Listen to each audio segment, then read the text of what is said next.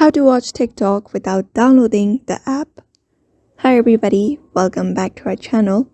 In today's video, we are going to learn how we can watch TikTok without downloading the app. So let's just dive right into the video and find out how to do it.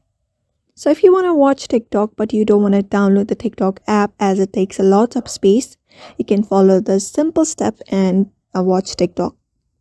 So for that, all you need to do is head over to a browser. You can go ahead and open up any of your preferred browser. For example, I have opened this one. And all you need to do is go to the search bar and type in tiktok.com. So just go ahead and type in tiktok.com and hit search. And when you do that, it will lead you to the browser version of the TikTok. So it is very similar to the TikTok app itself. So you can just go ahead and scroll if you want to look out for more videos like this. You can go to the Discover and Inbox section as well as a profile if you log in.